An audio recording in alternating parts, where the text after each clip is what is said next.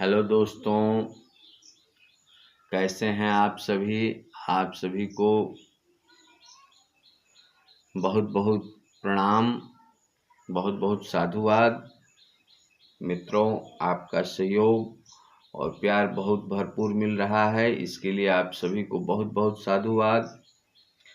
मित्रों, हम शिव महापुराण के रुद्र संहिता के आज दूसरे अध्याय पर विचार विमर्श करेंगे। दूसरे अध्याय में मित्रों शिव जी के काम विजय के बारे में वर्णन मिलता है। किस प्रकार महादेव शंकर काम पर विजय प्राप्त किए हैं। इस बिंदु पर श्री सूत जी बोले, हे विप्रों, एक समय श्री नारद जी तप करने की इच्छा से हिमालय पर्वत के एक अत्यंत सुंदर गुफा में गए, जहाँ देव नदी गंगा जी बड़े वेग से बह रही थी।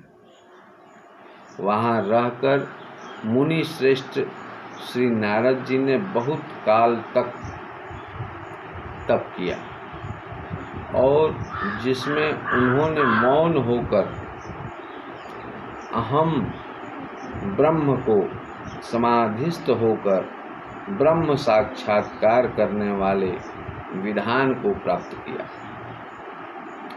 मित्रों, उनके उस तप से इंद्र कंपित हो गए। कोई भी तपस्वी जब मित्रों ज़्यादा तप करने लगता है तो सबसे प्रथम इंद्र देवता ही उसको खंडित करने और के लिए पहुंचते हैं और वही सबसे ज़्यादा भयभीत होते हैं। इस प्रकार मित्रों श्री नारद जी के तप से इंद्र भयभीत हो गए और विघ्न उपस्थित करने के लिए काम का स्मरण किया। काम देवता का उन्होंने स्मरण कर काम देवता को बुलाया। महिषी का पुत्र काम इंद्र के सामने उपस्थित हुए। स्वार्थ में कुटिल बुद्धि इंद्र ने कहा, हे महावीर, मेरे बड़े मित्र कामदेव, तुम तो सर्वदा ही मेरे से हित करने वाले हो, हमेशा मेरी सहायता करते हो। जब भी मैं तुम्हें कोई कार्य सौंपता हूँ उसको बड़े लगन के साथ करते हो। इस समय भी तुमको बुलाने का आशय यही है। एक मेरा अत्यंत लघु कार्य है और मेरी सहायता करो।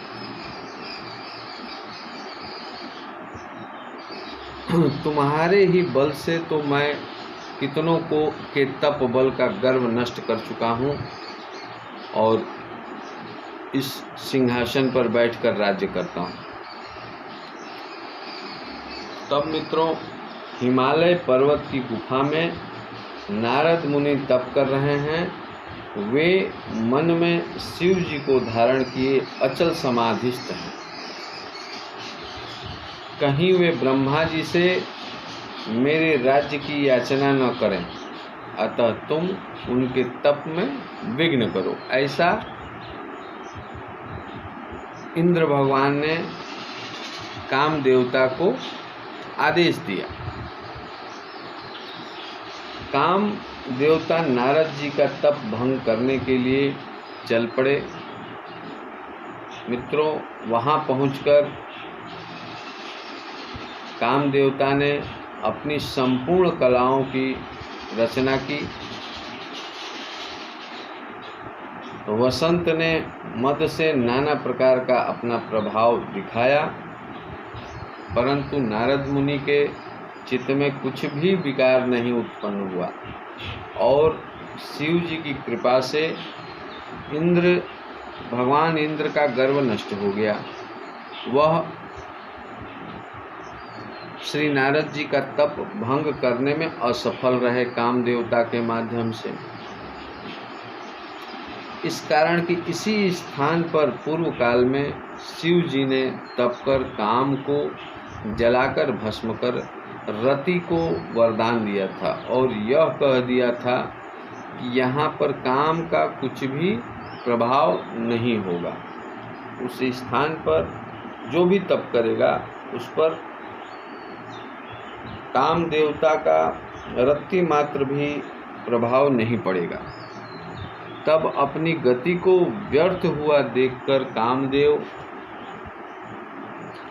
श्री नारद जी के समीप से इंद्र के पास स्वर्ग में चले गए। इंद्र विस्मित हो नारद जी की प्रशंसा करने लगे। शिव जी की कृपा से नारद जी फिर कुछ काल तक वहाँ तप करते रहे। इसके तत्पश्चात काम को जीतकर श्री नारद जी गर्वित हो गए और श्री महादेव जी की माया से मोहित अज्ञानियों के समान उस वृतांत को कहने के लिए कैलाश पर्वत पर शिव जी के पास पहुँच गए। मित्रों, आगे श्री नारद जी ने रुद्र को प्रणाम कर अभिमान से अपना सब वृतांत कह सुनाया और अपने को महात्मा और प्रभु समझ बैठे। श्री नारद जी के मन में यह विकार उत्पन्न हो गया मित्रों, और इसके कारण उनके मन में अभिमान और नाना प्रकार के विकार उत्पन्न होने से उन्होंने महादेव जी को प्रणाम कर अपने अभिमान से उन्होंने तप के दौरान जो भी परिस्थितियां कठिनाइयां उत्पन्न हुई उसको अभिमान पूर्वक वह कहने लगे। इस पर महादेव जी ने कहा, हे तात नारद, तुम धन्य हो, परंतु यह बात जो तुमने मुझसे कही है इसको हरि भगवान श्री हरि विष्णु के आगे मत कहना और उनके पूछने पर भी तुम इस वृत्तांत को गुप्त ही रखना और किसी प्रकार भी प्रकाशित न करना। तुम मेरे अत्यंत प्रिय विष्णु भक्त मेरे अनुगत होते हैं, इसी कारण मैं तुम्हें इतना समझाता हूँ। किंतु शिव जी की माया से मोहित श्री नारद जी ने इस बात को हितकर नहीं समझा और होनहार की प्रबलता से जिसकी कर्म गति को विद्वान भी नहीं समझ सकते और शंकर भगवान की उस इच्छा का मनुष्य निवारण नहीं कर सकता, वे भी न कर सके और मुनि श्रेष्ठ श्री नारद जी ब्रह्मलोक को चले गए। मित्रों, जब मुनि श्रेष्ठ श्री नारद जी ब्रह्मलोक को चले गए तो वहाँ जाकर ब्रह्मा जी को नमस्कार कर उन्होंने अपने तपोबल से काम देवता पर विजय गाथा सुनाना ब्रह्मा जी को प्रारंभ किया। ब्रह्मा जी ने इस बात को सुनकर शिव जी के श्री चरणों में प्रणाम किया और फिर सब कारण जानकर अपने पुत्र श्री नारद जी को पुनः ऐसा कहने के लिए मना किया, निषेधित किया। परंतु ब्रह्मा जी के कहने पर भी नारद जी ने उस पर ध्यान नहीं दिया, क्योंकि उनके मन में मद रूप उत्पन्न अंकुर हो गया था। नारद जी के मन में अहंकार भाव उत्पन्न हो चुका था। मित्रों, लोक में शिव जी को जैसी इच्छा होती है वैसा ही होता है। क्योंकि उनके अधीन यह सब जगत है और उनकी ही आज्ञा में सब निहित है। नष्ट बुद्धि वाले, मंद बुद्धि वाले,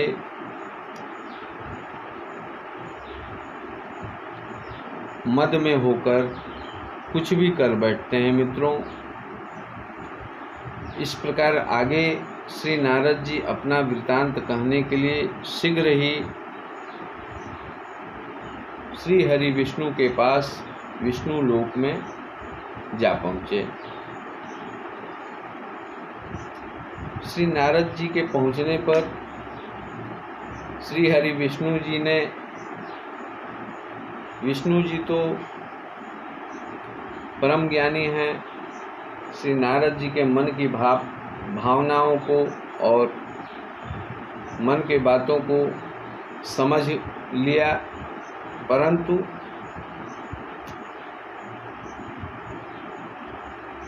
श्री नारद जी का आवभगत सत्कार करते हुए स्थान दिया, बैठने का आसन ग्रहण किया श्री नारद जी ने, और श्री हरि विष्णु ने आदर सहित श्री नारद जी से आने का कारण पूछने लगे। साथ ही उन्होंने यह भी कहा कि भाई बहुत समय तक आप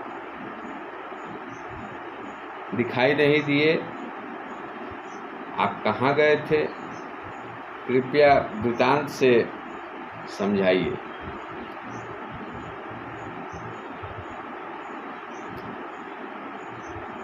इस प्रकार श्री नारद जी को श्री हरि विष्णु जी ने अपने आसन पर बिठाकर शिव जी के चरण कमल का स्मरण करते हुए श्री नारद जी से पूछा कि हे तात, इस समय तुम कहाँ से आ रहे हो और यहाँ कैसे आए हो? हे मुनीश्वर, तुम धन्य हो, तुम्हारे आगमन से मैं पवित्र हो गया। श्री हरि विष्णु भगवान के इन वाक्यों को सुन श्री नारद जी मन ही मन गौरवान्वित होने लगे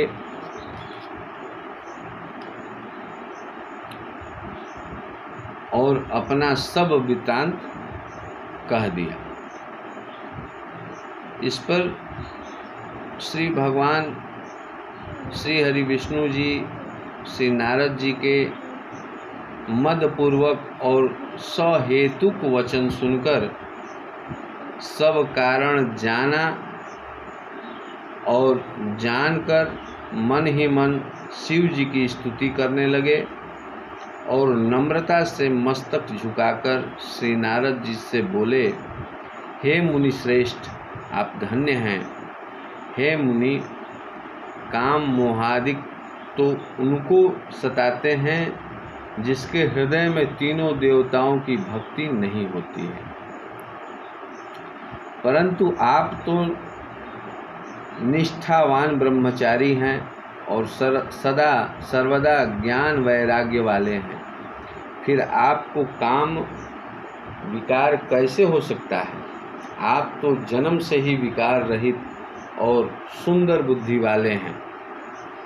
इस पर इतनी बात सुनकर श्री नारद जी ने भगवान के इन वचनों को सुनकर हृदय में उन्हें नमस्कार किया और हंसकर भगवान से बोले, हे स्वामी श्री हरि विष्णु, यह सब आपकी कृपा है। ऐसा कहकर श्री हरि विष्णु को प्रणाम कर वे इच्छा अनुसार स्थान को चले गए।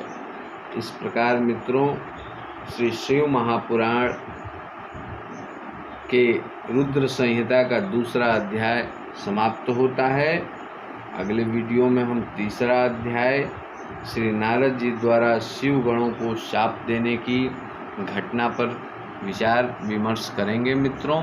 तब तक के लिए आप सभी को बहुत बहुत प्रणाम, नमस्कार, साधुवाद, धन्यवाद।